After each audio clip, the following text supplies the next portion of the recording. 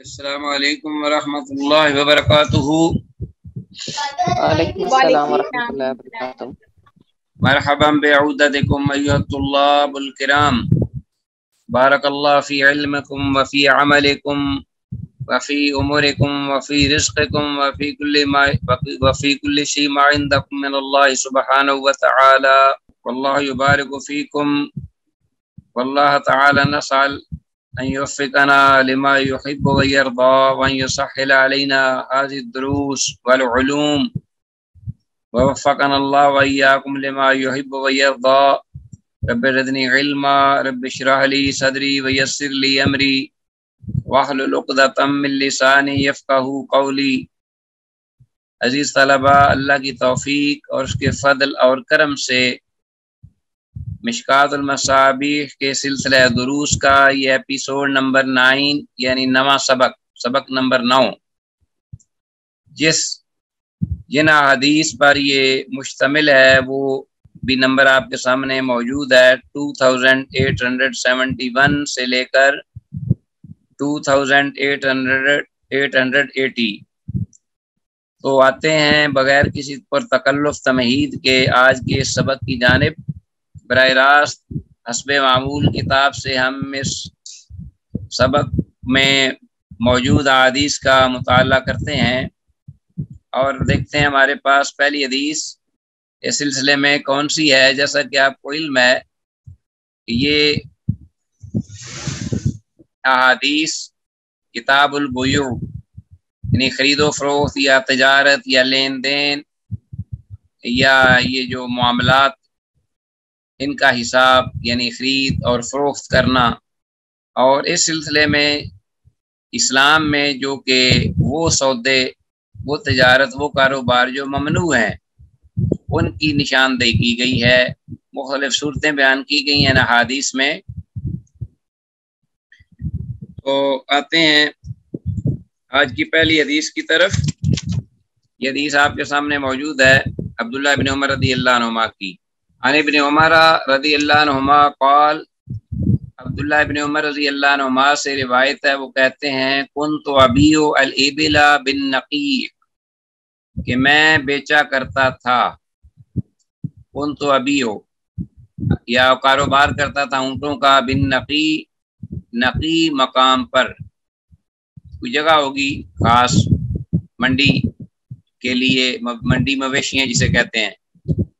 ऐसी जगह, नक़ी जगह। अस्सलाम वालेकुम। असल मोहतरम हदीस नजर नहीं आ रही। अच्छा शुक्रिया, मैं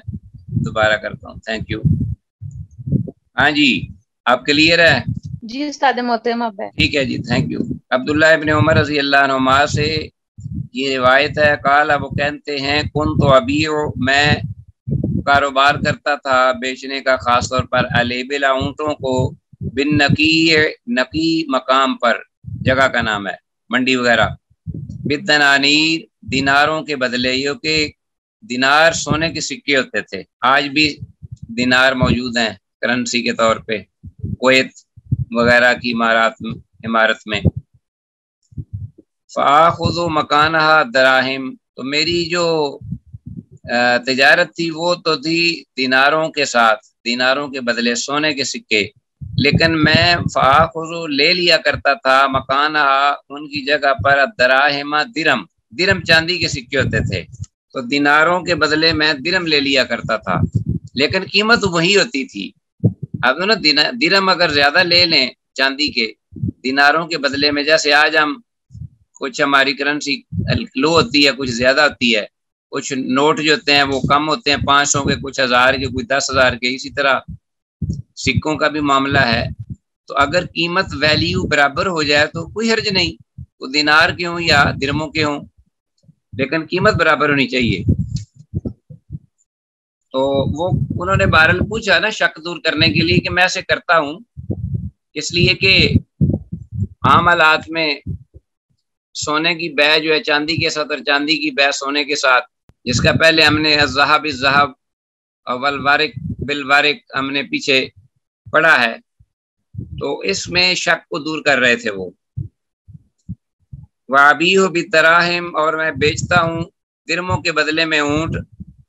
فاخذ مکانہا تو میں لے لیتا ہوں بعض اوقات ان کی جگہ پر دینار، لوگوں کے پاس دینار ہوتے ہیں وہ دینار لے لیتا ہوں۔ فاتیت النبی صلی اللہ علیہ وسلم تو میں آیا اللہ کے نبی صلی اللہ علیہ وسلم کے پاس، فذکرت ذالک لہو تو میں نے یہ معاملہ آپ کے سامنے آپ کے گوش گزار کیا، فقال تو آپ صلی اللہ علیہ وسلم نے فرمایا لا باس کوئی حرج نہیں، انتا خدا بسعر یومہا کہ تو لے لے اس کو، یعنی مختلف اس طرح عدل بدل کر کے لے لے، بسعر یومہا اس دن کی قیمتوں کے مطابق، یعنی جو اس دن قیمت ہے سونے کی یا چاندی کی اس کی قیمت کے مطابق جو بھی آپ اونٹوں کی قیمت تو لگائے گا اس حساب سے وہ وصول کر لے درہم یا دینار، کوئی حرج نہیں۔ معلوم تفترقا جب تک کہ تم الگ الگ نہ ہو، جدا جدا نہ ہو، وبینکما شیء اور تمہارے درمیان کوئی لین دین بھی باقی نہ رہے، یعنی کوئی ادھار والی بات کوئی نہ ہو، اسی جگہ میں لین دین ہو جائے، مکمل معاملہ ختم ہو جائے اور آپ کا سودا طے ہو جائے اور معاملہ ختم ہو جائے تو پھر کوئی حرج نہیں ہے، اور چاندی اور سونے کی جو قیمت ہے اس کے مطابق، اس دن کی قیمت کے مطابق آپ وہ چیز وصول کر سکتے ہیں، اس میں ادھار کا معاملہ نہ ہو۔ رواه ترمذی و ابو داود و النسائی و الدارمی، یہ محدثین ہیں جنہوں نے اس حدیث کو بیان کیا ہے۔ تو حدیث میں الفاظ معلوم تفترقا و بینکما شیء یہ معلوم ہوا، یہ الفاظ جو ہیں قابل غور ہیں کہ اسی ایک ہی مجلس میں آپ کا معاملہ جو ہے وہ آپ کی دونوں کی موجودگی میں جو بائع اور مشتری ہے دونوں موجود ہوں، الگ الگ نہ ہوں، جدا نہ ہوں، اور آپ کے درمیان کوئی چیز بھی نہ ہو۔ تو اس سے معلوم یہ ہوا کہ چاندی کی خرید و فروخت میں یا سونے کی چیز کی خرید و فروخت میں ہاتھ پہ ہاتھ لینا دینا ضروری ہے، ٹھیک ہو گیا نا جی؟ تو قیمت ایک ہونی چاہیے، برابر ہونی چاہیے۔ آگے ہے اس میں ہمارے پاس دوسری حدیث، آگے نیکسٹ 2872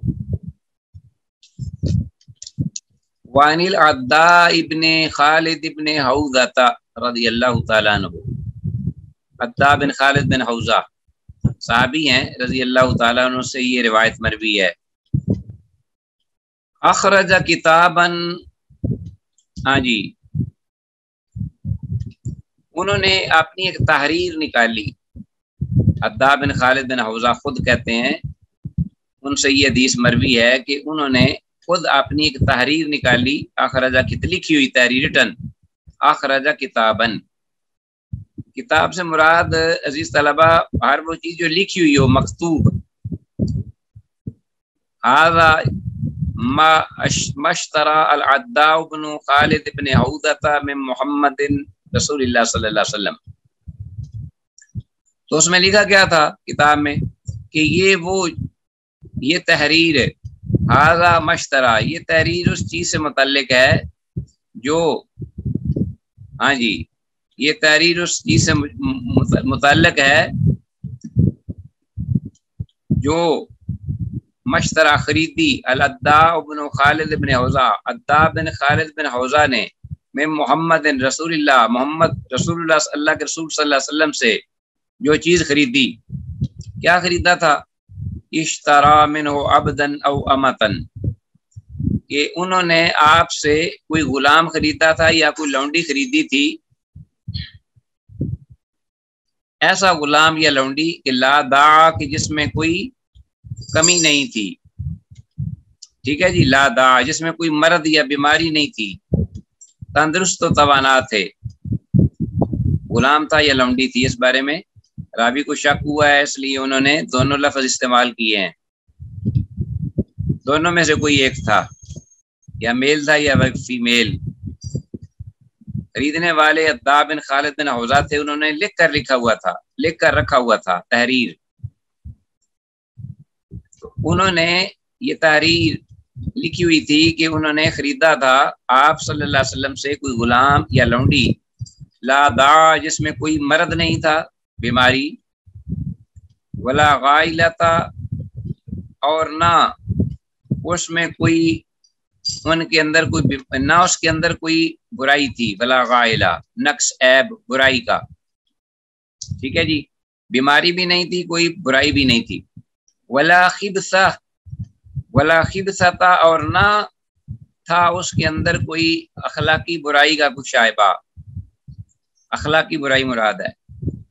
غائلہ کا معنی عام برائی کوئی بھی ہو سکتی ہے، اور خبثہ کا معنی آتا ہے اخلاقی برائی، وہ بھی نہیں تھی،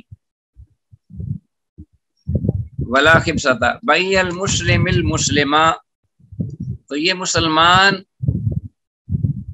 مسلمان کی بیع تھی مسلمان کے ساتھ، بی المسلم یہ تھی مسلمان کی بیع، یعنی سودا تجارت لین دین، المسلمہ مسلمان کے مسلمان سے،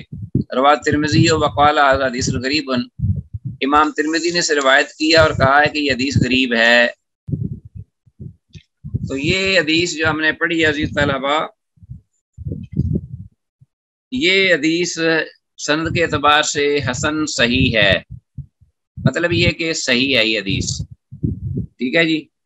تحقیق کے بعد یہ پتہ چلا ہے۔ اور حدیث میں الفاظ ولا غائلتا کا مطلب ہے، اس کو انڈر لائن کیجئے، اس میں کوئی بھی عام برائی کی عادت نہیں تھی اس غلام یا لونڈی کے اندر، وہ رہا تھا اللہ کے رسول صلی اللہ علیہ وسلم کے زیر سایہ، تو کیسے ہوتی کوئی اس کے اندر کمی یا کوتاہی برائی۔ اور اسی طرح ولا خبثہ کا معنی بھی انڈر لائن کیجئے کہ اس میں کوئی اخلاقی برائی نہیں تھی۔ چلو جی،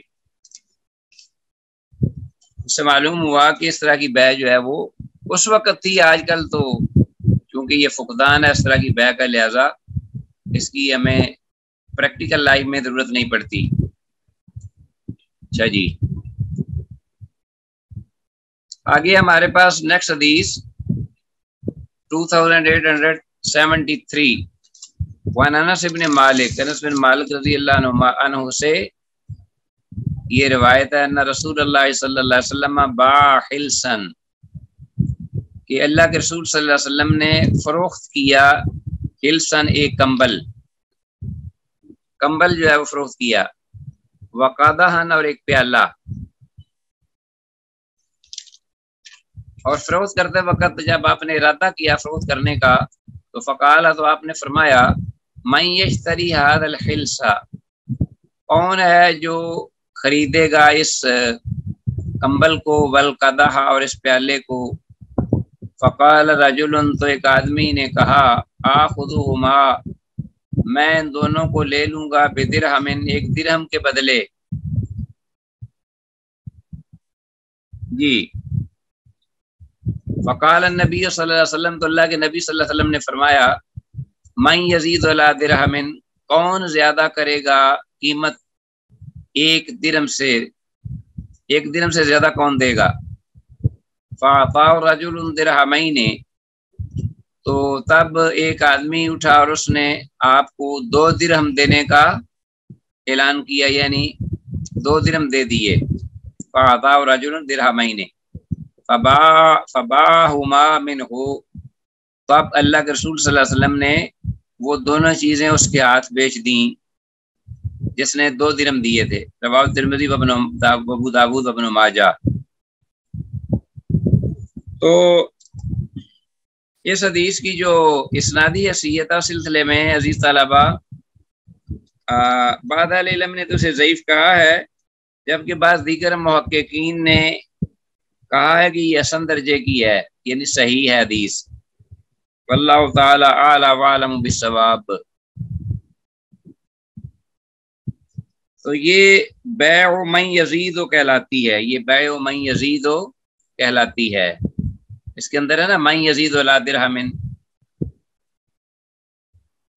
تو اس لیے اس کا نام ہے بیع من یزید، کہ یہ کاروبار وہ ہے، سودا وہ ہے کہ جس میں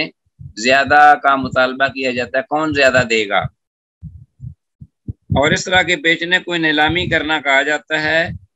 اور بیع کی یہ قسم جو ہے شرع میں درست ہے، نیلامی کرنا کسی چیز کو، یہ انداز اعلان کرنا بھی کون جو اس کو زیادہ رقم دے گا اس کی وہ وصول کر لے، وہ لے لے، ہاں جی۔ اچھا، آپ کے ذہن میں حدیث طلبہ اس حدیث کو سن کر آپ کے ذہن میں یہ بھی بات آئی ہوگی کہ پیچھے حدیث میں یہ گزرا ہے کہ کوئی بھی شخص ایک کی قیمت پر کوئی دوسرا قیمت نہ لگائے. آپ نے یہ پیچھے پڑھا ہے حدیث میں، اور اس کی یہ ممانت ہے کہ ایک سودا ہو گیا اور اس کی قیمت پر پھر دوسرا کوئی جو ہے وہ قیمت نہ لگائے، تو یہ وہ صورت نہیں ہے. وہ ممانت اس صورت میں ہے کہ جب بیچنے والے اور لینے والے دونوں ایک چیز کے بارے میں ایک فکس متعین قیمت پر راضی ہو جائیں اور ان کا اتفاق ہو جائے اور وہ معاملہ بھی طے ہو جائے، تو پھر اس کے بعد کوئی جو ہے نا تیسرا اور کوئی گاہک آ کر کسٹمر جو ہے وہ مطالبہ کر دے جی میں اتنا اس کا دوں گا، اتنا عطا کروں گا، اس سے زیادہ دوں گا، تو وہ اس میں رخنہ اندازی کرے، تو یہ جائز نہیں ہے. ٹھیک ہو گیا نا؟ جیسا کہا گیا کہ منگنی پر کوئی منگنی نہ کرے، کہ منگنی کا معاملہ جب طے ہو جائے اس وقت تو اجازت نہیں ہے. اگر معاملہ منگنی کا طے ہوا نہیں اور بات ہو رہی ہے تو پھر کوئی حرج نہیں ہے، لڑکا ہو یا لڑکی دوسرے لوگ بھی رابطہ کر کے اپنی قسمت آزما سکتے ہیں. ٹھیک ہو گیا جی؟ یہ ممانعت تو سلسلے میں ہے جب معاملہ طے ہو جائے. یہ طے نہیں ہوا، یہ ایک دے رہا ہے اور دوسرا ایک بولی ایک نے دی کہ میں اتنی قیمت دوں گا اور فروخت کرنے والا اس نے ابھی طے نہیں کیا، نہ وہ راضی ہوا ہے، اور اسے نیلامی کہتے ہیں. یہ جائز اور درست ہے. اس باب کی تیسری فصل ہے الفصل الثالث، حدیث نمبر ہے 2874. واصلہ بن الاسقا رضی اللہ تعالیٰ عنہ بڑے جلیل القدر صحابی ہیں. قال کہتے ہیں سمعت رسول اللہ صلی اللہ علیہ وسلم یقول، میں نے سنا اللہ کے رسول صلی اللہ علیہ وسلم کو یہ فرماتے ہوئے، من باع عیبا لم ینبہ، اللہ اکبر، جس شخص نے بھی من باع بیچی کوئی چیز عیبن عیب والی، عیب دار، نقص ہے اس میں، عیب ہے، کمی ہے، لم ینبہ تو جو اس نے اس کو واضح نہیں کیا، اس کی بابت بتلایا نہیں، خبر نہیں دی، لم یزل فی مقت اللہ تو وہ ہمیشہ رہے گا اللہ کی ناراضگی میں، اللہ کے غصے میں. او لم تزل الملائکۃ تلعنہ یا لم تزل الملائکہ ہمیشہ رہیں گے فرشتے تلعنہ اس پر لعنت کرتے، یا اس پر لعنتیں بھیجتے رہیں گے ہمیشہ کے لیے فرشتے. رواہ ابن ماجہ سے امام ابن ماجہ نے روایت کیا ہے. بہرحال اس میں کوئی شک نہیں ہے کہ جان بوجھ کر اگر کوئی اس طرح کی چیز فروخت کرتا ہے اور قیمت پوری لے لیتا ہے عیب والی چیز کو دے کر، تو ایک دھوکہ ہے، فریب ہے، اور یہ گناہ ہے. بہرحال رواہ ابن ماجہ، امام ابن ماجہ نے اس کو روایت کی ہے، اور حدیث سند کے اعتبار سے ضعیف ہے، اس لیے کہ سند میں بقیہ راوی مدلس اور عنان ہے، اور اس حدیث میں اور بھی بیماری یعنی علت پائی جاتی ہے اس کے علاوہ بھی. تو مقت اللہ کو آپ انڈر لائن کیجئے. مقت اللہ کا معنی ہے اللہ کی ناراضگی، اللہ کی ناراضی. ٹھیک ہو گیا جی؟ حدیث بہرحال جو ہے یہ ضعیف ہے، لیکن مفہوم میں کوئی کسی کا کلام نہیں. یہ کبیرہ گناہ ہے دھوکے سے اس طرح کا مال بیچنا اور خریدار کو اس پر متنبہ نہ کرنا. آگے جی باب، نیا باب ہے اسی چیپٹر میں، کتاب البیوع کے سلسلے میں، فی البیع المشروط، مشروط تجارت کا بیان. ایسی تجارت، ایسا سودا کہ جس میں شرط لگا دی جائے، مشروط تجارت، مشروط سودا، مشروط کاروبار. پہلی فصل الفصل الاول، اس میں پہلی حدیث ہے عبداللہ ابن عمر رضی اللہ عنہما سے، ان ابن عمر رضی اللہ عنہما قال قال رسول اللہ صلی اللہ علیہ وسلم من ابتاع، اللہ کے رسول صلی اللہ علیہ وسلم نے فرمایا जिस शख्स ने खरीदा, मन इब्ता नखलन खजूर का दरख्त, बाद अन तुअब्बरा उसकी ताबीर को यानी उसकी पैबंदकारी के बाद। ठीक हो गया जी। मन इब्ता नखलन जिस शख्स ने खरीदा खजूर का दरख्त, बाद अन तुअब्बरा इसके बाद कि उसकी पैबंदकारी की जा चुकी हो, पैबंदकारी के बाद, ताबीर के बाद। फसमरतुहा लिलबाइअ तो उसका जो फल होगा, इजाफी फल जो आएगा ताबीर की, ताबीर नखल के नतीजे में जो उसका फल होगा, लिलबाइअ वो बेचने वाले का होगा। इल्ला अन यश्तरितल मुब्ताउ इल्ला ये के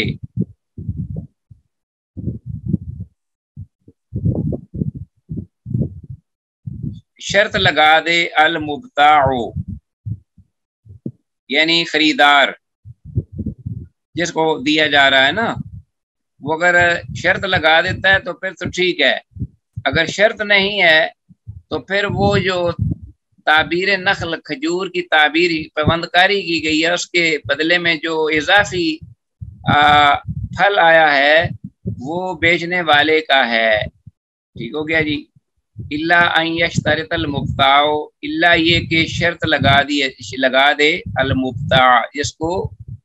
बेचा जा रहा है यानी खरीदार, वो शर्त लगा दे। वमन इब्ता अब्दन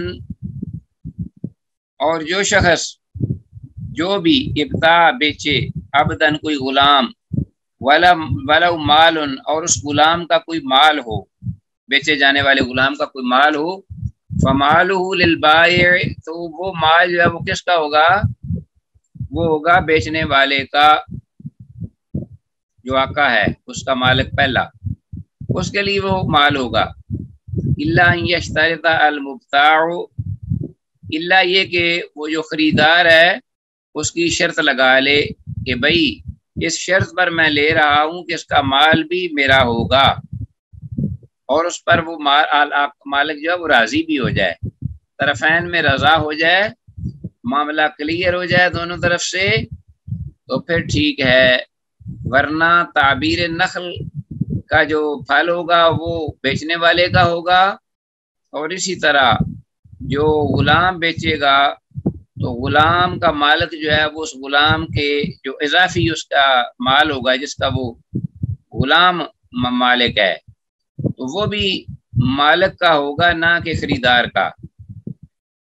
ठीक है, उसने सिर्फ बेचा है गुलाम को, उसने वो उसका माल नहीं बेचा, साथ वो हकदार रखता है, वो हक रखता है मालिक जो कि पहला मालिक है जो दे रहा है। रवाह मुस्लिम और बुखारी उलमाना अल अव्वल वहदहू, इमाम मुस्लिम ने से रिवायत किया और इमाम बुखारी ने इसका पहला हिस्सा बयान किया है। इमाम बुखारी के यहाँ से पहला हिस्सा है मन इब्ता नखलन बाद अन तुअब्बर फसमरतुहा लिलबाइ इल्ला अन यश्तरिता अल मुब्ताउ, यहाँ तक इमाम बुखारी ने जिक्र किया है और इमाम मुस्लिम ने पूरी हदीस जिक्र की है। अच्छा जी, तो ताबीर नखल ये अजीज तलबा आपको इल्म ही होगा, ताबीर नखल किसे कहते हैं।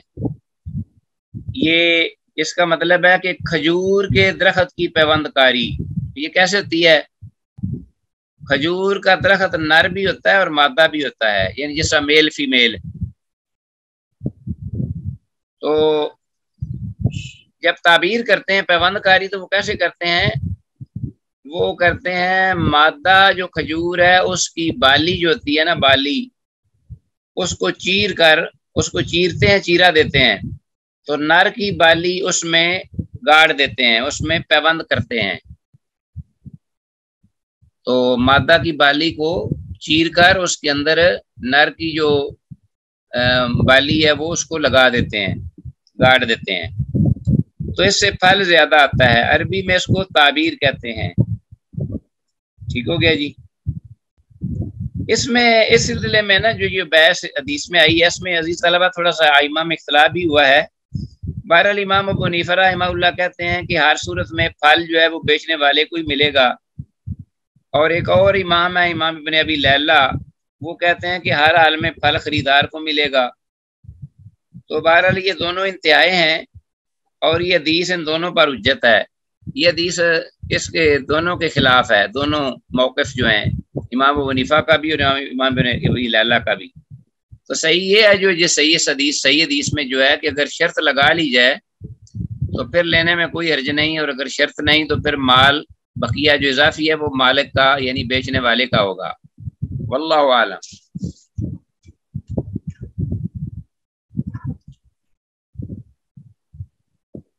آگے حدیث ہمارے پاس 2876 ہے 2876۔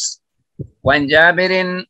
جابر رضی اللہ عنہ سے روایت ہے، انہ کان یسیر علی جمل لہ، کہ وہ جابر رضی اللہ عنہ خود کہتے ہیں کہ وہ چل رہے تھے، جا رہے تھے، انہ کان یسیر علی جمل، اپنے علی جمل لہ، اپنے اونٹ پر، علی جمل لہ جو ان کا اپنا اونٹ تھا،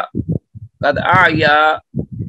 تحقیق وہ تھک چکا تھا چلتے چلتے، قد آیا، فمر النبی، حدیث بڑی معروف ہے اور بڑی بہت اس میں بڑے مسائل اس میں سے اخذ ہوتے ہیں۔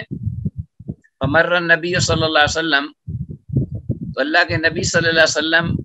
گزرے بہی، اس اونٹ کے پاس سے جو کہ چلتے چلتے جابر رضی اللہ عنہ کا اونٹ تھک چکا تھا۔ فضربہ، تو آپ صلی اللہ علیہ وسلم نے اس کو مارا، ہاتھ مارا ہوگا دست مبارک۔ فصارا، تو وہ چلنے لگا، سیرن، ایسا چلنا کہ لیسا یسیر مثلہ، کہ اس طرح کا وہ کبھی پہلے نہیں چلا تھا، ایسا بھاگنے لگا، دوڑنے لگا، جب پیغمبر پاک صلی اللہ علیہ وسلم کا دست مبارک لگا اس کو۔ ثم قال، پھر آپ صلی اللہ علیہ وسلم نے یہ کیا اور فرمایا، بعنی بوقیۃ، کہ مجھے اے جابر یہ اونٹ بیچ دو مجھے ایک اوقیہ میں، ایک اوقیہ کے برابر مجھے یہ بیچ دو۔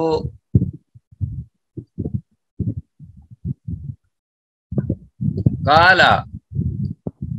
تو جابر رضی اللہ عنہ جو راوی ہیں حدیث کے، وہ کہتے ہیں فبعتہ، تو میں نے اس اونٹ کو آپ کے ہاتھوں بیچ دیا۔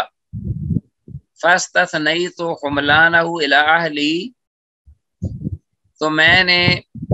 مہلت مانگ لی، فاستثنیت یعنی میں نے یہ مستثنا کیا، حملانہ اس پر بیٹھنا، الی اہلی اپنے گھر والوں تک۔ کیا مطلب کہ میں نے آپ کے ہاتھوں اس اونٹ کو بیچ دیا آپ کے کہنے پر، آپ کے ارشاد کے مطابق، لیکن میں چونکہ اس سفر میں تھا اور وہ اونٹ اکیلا میرے پاس تھا جس پر میں سوار تھا،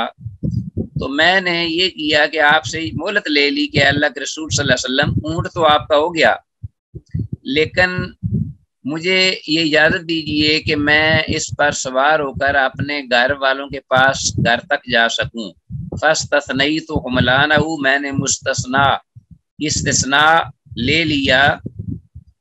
حملانہ اس پر بیٹھنے کو، الی اہلی اپنے گھر والوں تک۔ فلما قدمت، تو جابر رضی اللہ عنہ کہتے ہیں پھر جب میں آیا المدینہ، مدینہ پہنچا، اتیتہ بالجمل، تو میں آپ کے پاس اونٹ لے کر آ گیا، ونقدنی ثمنہ، تو آپ صلی اللہ علیہ وسلم نے مجھے اس کی قیمت ادا فرما دی، ونقدنی ثمنہ،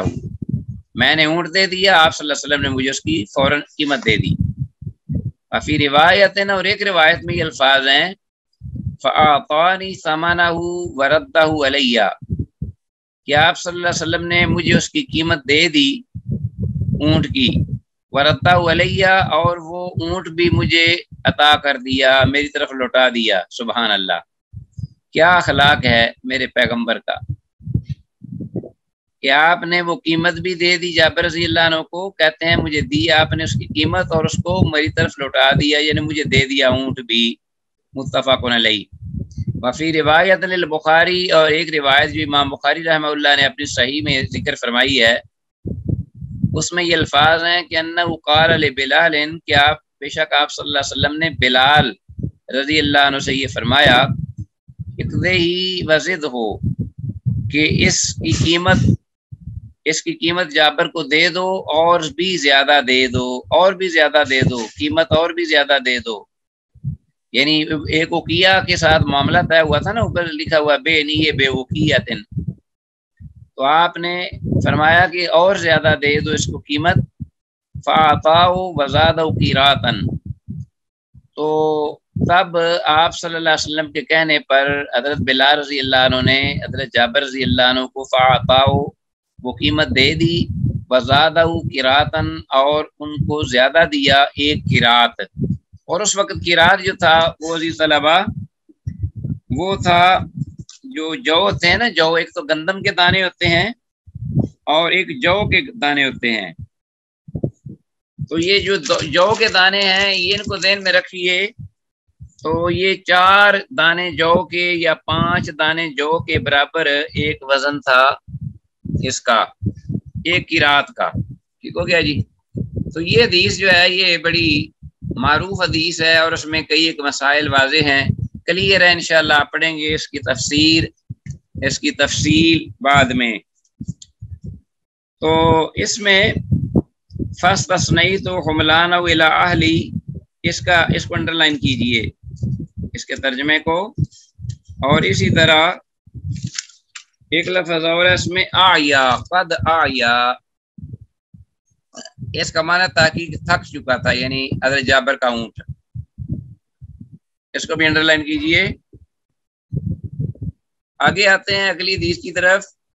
جو کہ ہمارے پاس ہے 2877۔ عائشہ رضی اللہ تعالیٰ عنہ سے روایت ہے، ان عائشہ قالت، کہتی ہیں، جات بریرہ تو رضی اللہ عنہ، بریرہ یہ لونڈی تھی بڑی معروف، حدیث میں اس کا تذکر آیا ہے بار بار۔ بریرہ رضی اللہ تعالیٰ عنہ آئیں، فقالت، تو کہنے لگیں،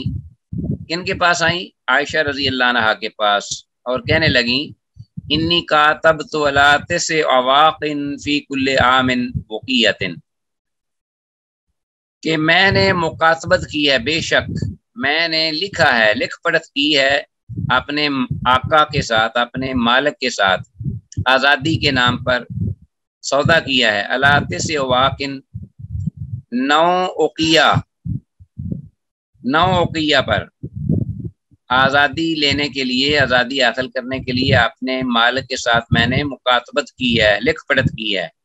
کہ 9 اوقیہ میں عطا کروں گی، فی کل عام وقیہ، ہر سال 1 اوقیہ جو ہے وہ میں تم کو دوں گی۔ تو میں اس طرح جب 9 اوقیہ جو ہے وہ ادا کر دوں گی تو میں آزاد ہو جاؤں گی۔ فَأَعِینِینِی، تو میری مدد کیجئے اس سلسلے میں، بریرہ کہتی ہیں عائشہ رضی اللہ عنہ سے۔ فقالت عائشہ رضی اللہ عنہ، تب عائشہ رضی اللہ عنہ نے کہا، ان احب اہلکی ان اعدھا لہم عدتن واحدتن واوتکا کے فعلت ویکون ولاؤ کے لی۔ عائشہ رضی اللہ عنہ نے بڑی اچھی بات کہی، کہتی ہیں کہ بریرہ، ان احب اہلک، اگر تیرے جو مالک ہیں اگر وہ پسند کریں، ان اعدھا لہم عدتن واحدتن، کہ میں ان کے لیے یہ سارا مال یا قیمت تیار کر کے انہیں یک مشت دے دوں، ایک ہی بار ادا کر دوں، یہ ساری رقم جو ہے یہ 9 اوقیہ اگر میں اس کو ان کو ایک ہی بار ادا کر دوں، وَأُوتِکَ کے، اور میں تجھے آزاد کرا لوں، فعال تو ٹھیک ہے، تو میں یہ کام کر لیتی ہوں اور تمہیں آزاد بھی کرا دیتی ہوں، ٹھیک ہے، فعال تو وَيَكُونُ وَلَاؤ کے، لیکن شرط کیا ہے، ٹھیک ہے نا، مشروط تجارت کا بیان، تجارت کاروبار جس میں شرط ہو، وَيَكُونُ وَلَاؤ کے، لیکن شرط یہ ہوگی کہ وَيَكُونُ وَلَاؤ کے، کہ تیری جو ولا ہے نا، لی وہ میرے لیے ہوگی، یعنی تیرے پاس جو مال ہوگا، تیرے دنیا سے رخصت ہونے کے بعد تیری کوئی مال، کوئی چیز جس کی تو مالک ہوگی، تو وہ پھر وہ میری ہوگی، اس کی میں مالک ہوں گی، وہ مجھے ملے گی تیرے فوت ہو جانے کے بعد۔ زندگی تک تم ان چیزوں کو بے شک تم استعمال کرو، لیکن جب تم فوت ہو جاؤ گی تو اس کے بعد جو اپنا جو بھی مال ہوگا، جس کی تم مالک ہوگی، تمہارے پاس جو بھی ہوگا وہ میرا ہوگا، کیونکہ میں تمہیں آزاد کروا رہی ہوں۔ فذهبت الى اهلها، وہ بریرہ گئی اپنے مالکوں کی جانب، ٹھیک ہے جی۔ فابوا، تو انہوں نے انکار کر دیا اس بات کا، وہ راضی نہ ہوئے۔ الا ان تکون الولاء لهم، کہ ہاں وہ کہنے لگے کہ ولا تو انہی کی ہوگی، یعنی ہماری ہوگی، اگر وہ یکمشت بھی ہمیں قیمت ادا کر دیں اور تم آزاد ہو جاؤ تو تمہاری ولا، تمہارا مال تو ہمارا ہی ہوگا۔ فقال رسول اللہ صلی اللہ علیہ وسلم، تب اللہ کے رسول صلی اللہ علیہ وسلم نے فرمایا خذیہا وآتکیہا۔ اللہ کے رسول صلی اللہ علیہ وسلم کو پتہ معاملے کا چلا کہ حضرت عائشہ رضی اللہ عنہ نے یہ بات کہی ہے بریرہ کو آزاد کرانے کے لیے، تو مالکوں نے یہ کہا ہے، تو اللہ کے رسول صلی اللہ علیہ وسلم نے فرمایا خذیہا، لے لو اس کو، یعنی آزاد کراؤ اس کو، وآتکیہا، یعنی خذیہا، اس رقم کو حاصل کرو، وآتکیہا، اور اس کو آزاد کراؤ ان کے مالکوں سے۔ آپ رحمت للعالمین تھے تو آپ یہی چاہتے تھے کہ جتنی جلدی ہو سکے یہ آزاد ہو جائے۔ ثم قام رسول اللہ صلی اللہ علیہ وسلم فی الناس، پھر اللہ کے رسول صلی اللہ علیہ وسلم لوگوں میں آئے، فحمد اللہ، تو انہوں نے اللہ کی تعریف فرمائی، یعنی خطبہ، واثنا علیہ، اور اللہ جل شانہ کی ثنا بیان فرمائی۔ ثم قال، پھر فرمایا، اما بعد، اللہ جل شانہ کی حمد و ثنا کے بعد، فما بال رجال، کہ کیا ہو گیا ہے ان لوگوں کو، یشترطون، جو شرطیں لگاتے ہیں، شروطاً، ایسی شرطیں، لیست فی کتاب اللہ، جو اللہ کی کتاب میں نہیں، ما کان من شرط لیس فی کتاب اللہ فهو باطل، کہ ما کان، جو بھی ہو شرط، لیس فی کتاب اللہ، جو اللہ کی کتاب کے موافق نہیں، اللہ کی کتاب میں موجود نہیں، تو وہ باطل ہے، اور اس شرط کے ساتھ معاملہ کرنا بھی باطل ہے، سودا کرنا بھی باطل ہے۔ وَإِنْ كَانَ مِئَةَ شَرْطٍ، خواہ وہ 100 شرطیں ہی کیوں نہ ہوں تعداد میں، فَقَضَاءُ اللَّهِ أَحَقُّ، اللہ کا فیصلہ یہ زیادہ حق رکھتا ہے، یعنی اللہ کا حکم کہ اس کو مانا جائے، اس پر عمل کیا جائے۔ وشرط اللہ اوثق، اور اللہ کی شرط جو ہے وہ زیادہ معتبر ہے، زیادہ پختہ ہے، ٹھیک ہو گیا جی۔ وَإِنَّمَا الْوَلَاءُ لِمَنْ أَعْتَقَ، اور آپ صلی اللہ علیہ وسلم نے آخر میں یہ فیصلہ سنا دیا کہ بے شک ولا، حدیث طلبہ، وَإِنَّمَا الْوَلَاءُ لِمَنْ أَعْتَقَ، ولا اسی کو ملے گی، ولا سے مراد وہ مال ہے جو کہ غلام کا، جس کا مالک ہو، اور فوت ہونے کے بعد جو مال وراثت وہ چھوڑ جائے اس کو ولا کہتے ہیں۔ یہ کس کو ملے گی؟ جو اس کو آزاد کرے گا۔ تو آزاد کرنے والی عائشہ رضی اللہ عنہ تھی، اس لیے یہ ولا انہی کا حق تھا۔ آپ صلی اللہ علیہ وسلم نے یہ برسر ممبر خطبہ دے کر صحابہ اکرام رضوان اللہ علیہم اجمعین کے سامنے اللہ کی شرط کو بیان کر دیا۔ یہ زیادہ حق رکھتی ہے کہ اس کو جو ہے اس پر عمل کیا جائے۔ ہاں جی، تو اب مکاتبت سے مراد مثلا ایک مالک اپنے غلام سے کہے کہ تو اتنی مدت میں اس قدر مجھے رقم دے دے تو پھر آزاد ہوگا، اسے مکاتبت کہتے ہیں۔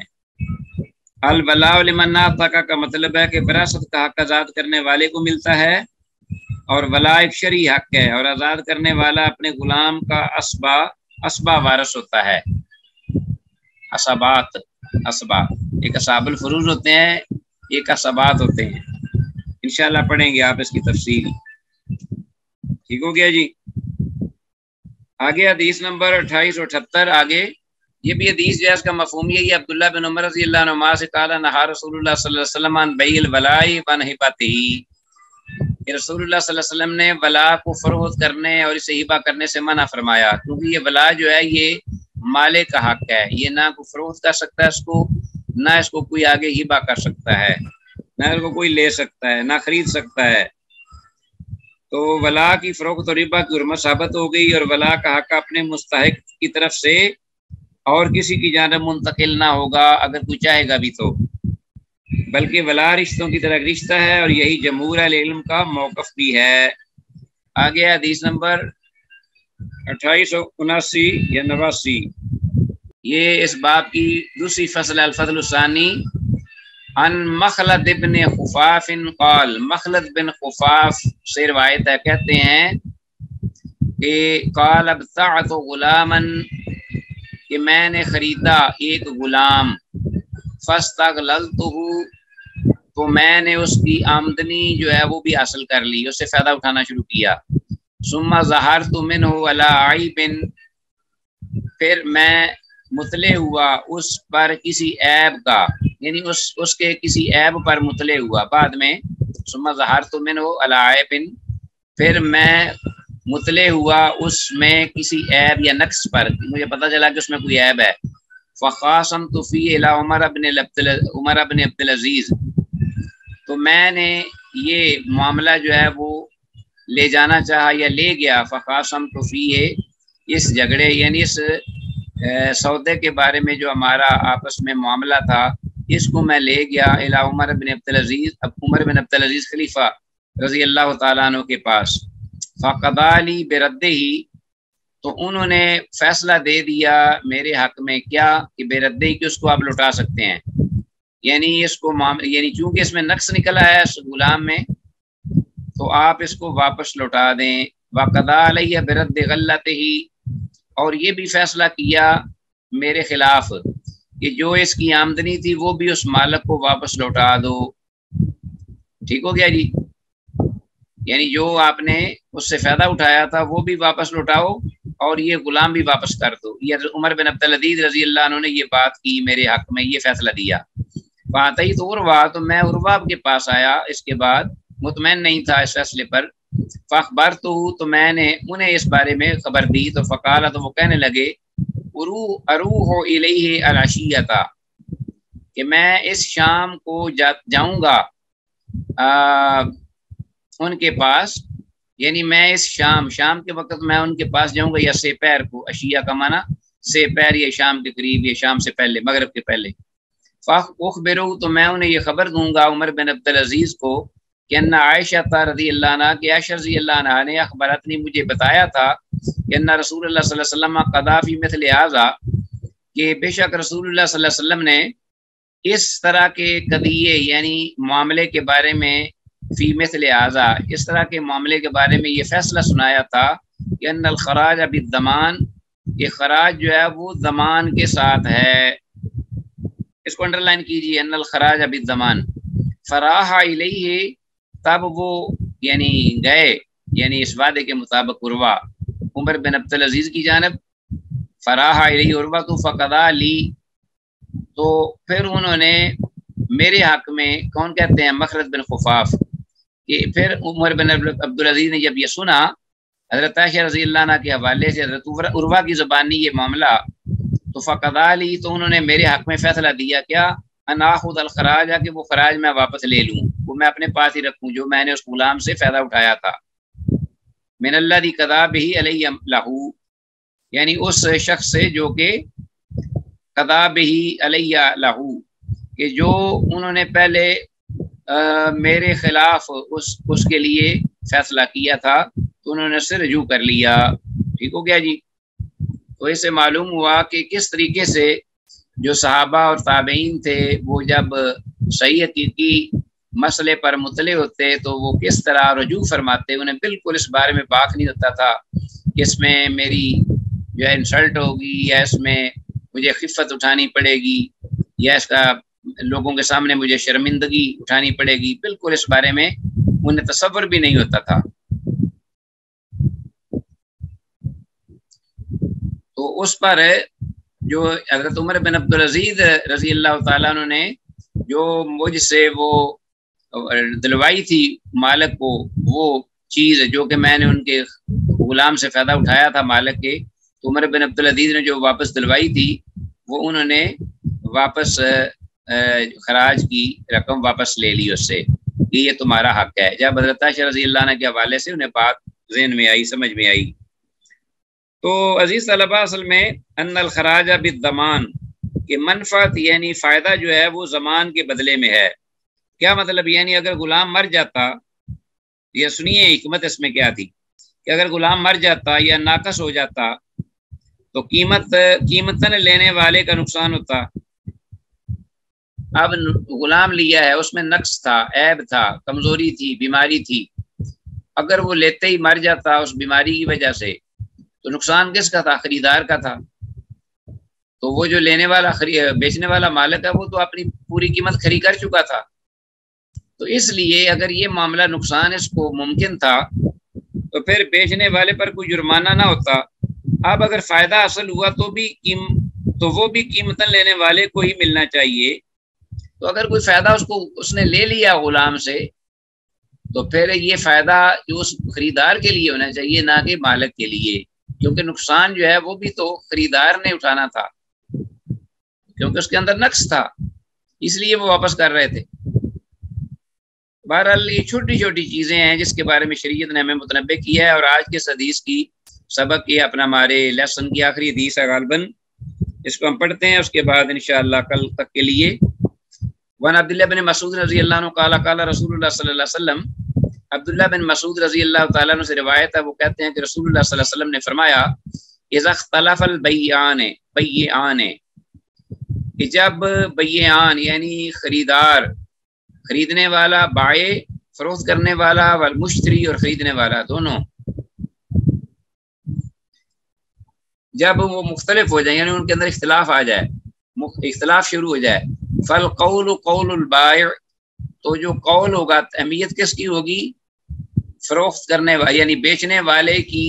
بات کی اہمیت ہوگی، اس کو ترجیح ہوگی. والمبتاع بالخیار اور خریدار کو پھر اختیار حاصل ہوگا. دونوں جو ہیں خرید و فروخت کرنے والے، ایک چیز کے بارے میں لین دین کرنے والے،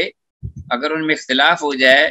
تو جو معتبر بات ہوگی وہ بیچنے والے کی ہوگی، کیونکہ چیز اس کی ہے، وہ مالک ہے چیز کا جو کہ بیچ رہا تھا، اس لیے بات معتبر اس کی ہوگی. اور خریدار کو اختیار ہوگا بھی، چاہے اس کو لے ہو چاہے اس کو نہ لے. اگر اس کو